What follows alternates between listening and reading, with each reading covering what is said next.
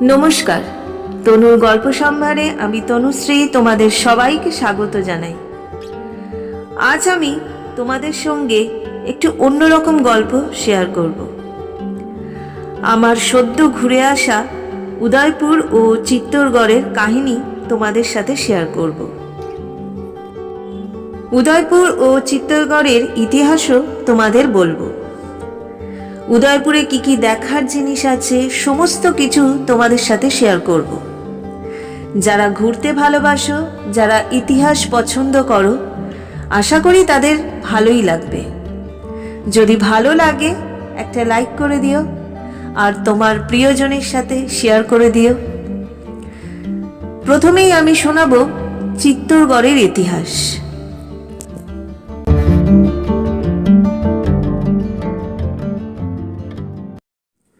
রাজস্থানের চিত্তরগড় দুর্গ শুধু ভারতে নয়, সমগ্র বিশ্ব জুড়ে বিখ্যাত। এশিয়ার সবচেয়ে বড় দুর্গ। আরাবল্লী পাহাড়ের উপর 700 একর জায়গা জুড়ে দাঁড়িয়ে রয়েছে এক ইতিহাস। পদ্মাবত সিনেমার দৌলতে বহু মানুষ এখন পরিচিত এই চিত্তরগড় দুর্গ সম্পর্কে। শুধু আলাউদ্দিন খিলজি নয়, এরপর গুজরাটের বাহাদুর শাহ এবং মোগল সম্রাট আকবরও হামলা করেন এই দুর্গের ওপর। বিরোধী দল পরাজিত হলেও এক টুকরো ইট ক্ষয়ে যায়নি এই দুর্গের। মেওয়ারের রাজধানী ছিল চিত্তরগড়, তবে 7ম শতকে মৌর্যরা এই দুর্গ গড়ে তুলেছিলেন। শোনা যায় স্থানীয় মৌর্য শাসক চিত্রাঙ্গদা মৌর্য এই দুর্গটি গড়ে তুলেছিলেন। তারপর চিত্তরগড় দখল করে নেয় গুহিলা রাজবংশের বাপ্পা রাওয়াল। রাজপুতদের গর্ব ছিল এই দুর্গ। তারপর 1303 সালে এই দুর্গ দখল করে আলাউদ্দিন খিলজি। নানা রাজবংশ রাজত্ব করে গেছে এই চিত্তরগড়ে। 1535 খ্রিস্টাব্দে গুজরাটের বাহাদুর শাহ হামলা চালায় চিতোরে। 1567 থেকে 68 খ্রিস্টাব্দে মুঘল সম্রাট আকবরও দখল করে চিতোর। এরপর 1615 সালে আকবরের উত্তরসূরি জাহাঙ্গীর এবং মেওয়ারের মহারানার মধ্যে একটি শান্তি চুক্তি স্বাক্ষর হয়। সেই সময় দুর্গ এবং দুর্গের আশেপাশের অঞ্চল দিয়ে দেয়া হয় মেওয়ারকে। এরপর দুর্গটি চলে যায় ব্রিটিশ সাম্রাজ্যের হাতে। 1905 সালে চিত্তরগড় দুর্গের মেরামতের কাজ করায় ব্রিটিশ রাজ। দুঃসাহসিক সব ঘটনার সাক্ষী এই চিত্তরগড় দুর্গ। নানা ইতিহাস ছড়িয়ে রয়েছে দুর্গ জুড়ে, কিন্তু আজ শুধুই রহস্যে মোড়া চিতোর। এখন চিত্তরগড় দুর্গ একটি ইউনেস্কো ওয়ার্ল্ড হেরিটেজ সাইট। পর্যটকের কাছে এক জনপ্রিয় পর্যটক কেন্দ্র চিত্তরগড় দুর্গ। উদয়পুর থেকে 102 কিলোমিটার দূরত্বে আরাবল্লী পাহাড়ের উপর অবস্থিত এই চিত্তরগড় দুর্গ। দুর্গে প্রবেশ করতে গেলে পেরোতে হয় বাদলপোল, ভৈরপোল, হনুমান পোল, রামপোল ও লক্ষণ পোল সহ 7টি ফটক। পুরো একটা দিন সময় লেগে যায় এই দুর্গ পায়ে হেঁটে ঘুরতে। এর ভিতরে রয়েছে কীর্তিস্তম্ভ, বিজয়স্তম্ভ, পদ্মিনী প্রাসাদ, গোমুখ জলাধার, রানা কুম্ভ প্রাসাদ, মীরা মন্দির, কালীমাতা মন্দির, জৈন মন্দির এবং ফতেপ্রকাশ প্রাসাদ। জলকষ্ট দূর করার জন্য এই দুর্গের মধ্যে প্রায় 848টি কৃত্রিম জলাশয় তৈরি করা হয়েছিল। এখন তার মধ্যে শুধু 22টি রয়েছে। এই দুর্গের মধ্যে রয়েছে বিজয় স্তম্ভ, দুর্গের সবচেয়ে আকর্ষণীয় ইমারতের মধ্যে একটি। এটি তৈরি করা হয়েছিল 1442 সালে। এটি তৈরি করেছিলেন রাজপুত শাসক রানা কুম্ভ। মাহমুদ শাহ প্রথম খিলজির বিরুদ্ধে যুদ্ধে বিজয়ের স্মারক হিসেবে তৈরি করেছিলেন এই স্তম্ভটি। এরকম নানা ইতিহাস জড়িয়ে রয়েছে চিত্তরগড়ের দুর্গের বিভিন্ন স্থাপত্য সম্পর্কে। মৌর্যদের দ্বারা ৫ম ও ৮ম শতাব্দীর মাঝামাঝি সময়ে নির্মিত এটি ৭৩৪ সালে রাজপুত প্রতিষ্ঠাতা বাপ্পা রাওয়ালের হাতে পড়ে। পরবর্তী ৮ শতাব্দীতে এটি রাজপুত এবং গুজরাটিদের উত্থান ও পতনের সাক্ষী ছিল। নিরলস মুসলিম আক্রমণের দ্বারা বিভক্ত একসময় ৭০,০০০ জন বাসিন্দার সাথে পূর্ণ এই দুর্গটি আজ হিন্দু, জৈন ও মুসলিম স্থাপত্যের প্রভাব দেখায়। ১৩ শতকের গোড়ার দিক থেকে ১৫৬৭ সালে মুঘল সম্রাট আকবরের বিজয় পর্যন্ত চিত্তরগড় মেওয়ারের সিসোদিয়া রাজধানী হিসেবে কাজ করেছিল। যুদ্ধের জোয়ারের পরিবর্তনের সাথে সাথে রানা উদয় সিং এই মহামান্বিত উত্তরাধিকারকে রেখে পাহাড়ে স্থানান্তরিত হন। উদয়পুর ভ্রমণে অনেকে চিত্তরগড় পরিদর্শন করলেও এটি অবশ্যই দীর্ঘস্থায়ী থাকার যোগ্য। দুর্গে পৌঁছানোর জন্য হয় নিজে গাড়ি চালান বা প্রধান বাজার থেকে একটি অটো ভাড়া করুন। আপনার যাত্রা একটি চড়াই পথে শুরু হয়, যেখানে অনেক প্রবেশ পথ রয়েছে যা আপনাকে রানা কুম্ভের প্রাসাদে নিয়ে যায়। মূল স্থপতি না হলেও রানা কুম্ভ শাসনকাল ছিল ১৪৩৩ থেকে ১৪৬৮। ব্যাপকভাবে কমপ্লেক্সটি সংস্কার ও প্রসারিত করেছিলেন। কুম্ভ প্রাসাদের মধ্যে জেনানা মহল অতীতের একটি আভাস দেয়। উপরের তলাগুলি হানাদারদের দ্বারা লঙ্ঘন করা হয়েছিল এবং মূল চেম্বারের চারপাশের এলাকাটি ধ্বংসপ্রাপ্ত দাসী কর্মচারীদের কোয়ার্টারগুলির সারি দ্বারা ঘেরা।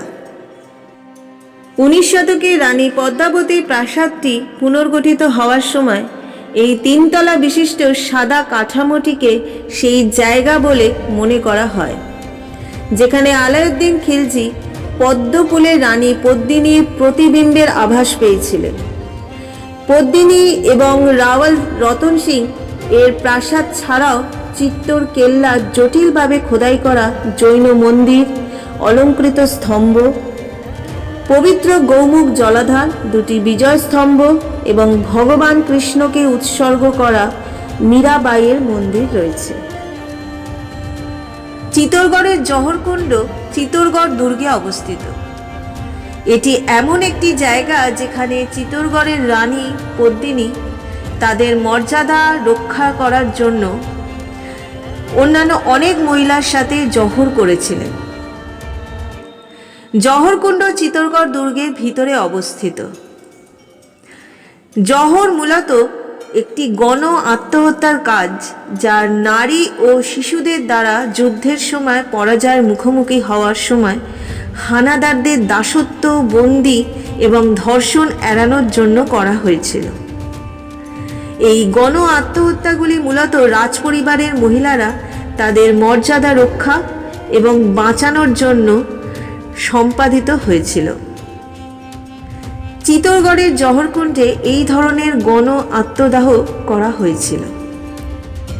জহরকুণ্ড চিত্তরগড়ের পেছনের ইতিহাস আজ আমি তোমাদেরকে শোনাব।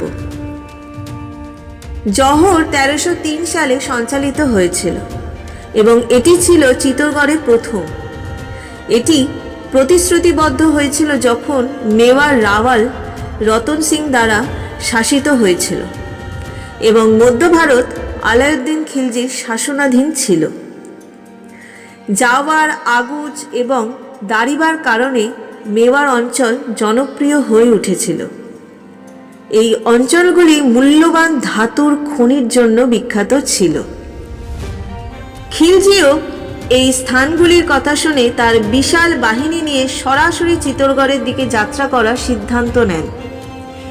খিলজি চিত্তরগড়ে পৌঁছানোর সাথে সাথে তিনি রাজপুতদের কাছে আত্মসমর্পণের দাবি জানান। রাওয়াল রতন সিং আত্মসমর্পণ অস্বীকার করেন, যদিও তিনি খিলজির বিশাল সেনাবাহিনী সম্পর্কে অবগত ছিলেন। আলাউদ্দিন দিল্লিতে ফিরে আসেননি, পরিবর্তে দুর্গ ঘেরাও করার সিদ্ধান্ত নেন। এবং ক্যাম্প স্থাপন করেন। খিলজির অবরোধ 8 মাস স্থায়ী হয়। ধীরে ধীরে দুর্গের মধ্যে সরবরাহ হ্রাস পায় এবং অবশেষে রাজা রাওয়াল রতন সিং আদেশ দেন যে দুর্গের দরজা খুলবে এবং রাজপুতরা খিলজি সেনাবাহিনীর সাথে যুদ্ধ করবে। এই সিদ্ধান্তের পর চিত্তরগড়ের মহিলাদের পছন্দের উপর ছেড়ে দেওয়া হয়েছিল হয় জহর করার বা খিলজি সেনাবাহিনীর হাতে বন্দী হয়ে অসম্মানের মুখোমুখি হওয়া। অবশেষে সিদ্ধান্তটি গণ আত্মদাহনের পক্ষে ছিল এবং আগুনের একটি বড় চিতা প্রজ্বলিত হয় এবং চিত্তরগড়ের বহু মহিলা সহ রানী পদ্মিনী আগুনে ঝাঁপ দেন। চিত্তরগড়ের জহরকুণ্ডকে ঘিরে অন্যান্য আরো অনেক গল্প রয়েছে। রাওয়াল রতন সিং এবং রানী পদ্মিনী 1302 সালে বিবাহ বন্ধনে আবদ্ধ হন। তাদের বিবাহকে ঘিরে অনেক গল্পও রয়েছে, যার মধ্যে একটি হলো পদ্মিনীর কথা বলা তোতা ফাঁসির আদেশ থেকে রক্ষা পায়, যা তার পিতার আদেশে রাওয়াল রতন সিং এর কাছে পৌঁছেছিল। তোতাটি রতন সিংহকে পদ্মিনীর সৌন্দর্য এবং ভালো প্রকৃতির কথা বলেছিল, যা রতন সিংকে প্রেমের তারায় নিয়ে যায় এবং অবশেষে দুজনেই বিয়ে করে। অন্য একটি গল্প থেকে জানা যায় যে পদ্মিনী তরবারি চালনায় রাওয়াল রতনের কাছে হেরে গিয়েছিল এবং তাই বিয়ে হয়েছিল।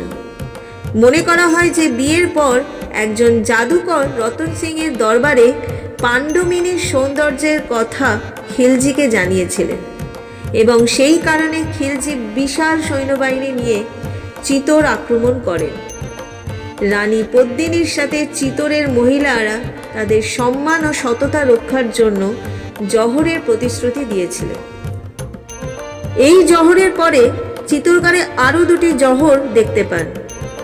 1534 সালে রানী কর্ণাবতী দ্বারা একজন, যিনি বুন্দির বাসিন্দা এবং চিত্তরগড়ে রানা সংগ্রাম সিংহের স্ত্রী ছিলেন, এবং চিত্তরগড়ের শেষ জহর হয়েছিল 1568 সালে। জহরকুণ্ড চিত্তরগড় দুর্গের ভিতরে অবস্থিত। এটি একটি প্রশস্ত খোলা কূপ। এখন বর্তমান অবস্থায় জহরকুণ্ডের এই খোলা কূপটিকে বাগান করে দেয়া হয়েছে।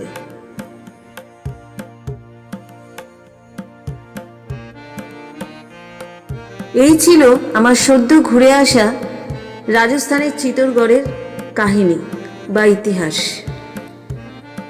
পরবর্তী ভিডিওতে আমি উদয়পুরের সিটি প্যালেসের ইতিহাস শোনাবো। যারা এখনো পর্যন্ত আমার চ্যানেলটাকে সাবস্ক্রাইব করোনি, প্লিজ তারা আমার চ্যানেলটাকে সাবস্ক্রাইব করে দিও এবং পাশে থাকা বেল আইকনটি প্রেস করে দিও, যাতে আমার পরবর্তী ভিডিওর নোটিফিকেশন তোমাদের কাছে পৌঁছয়। পরবর্তী ভিডিও খুব শিগগিরই নিয়ে আসবো। আজকের মতো বিদায় নিচ্ছি। সবাই ভালো থেকো, সুস্থ থেকো।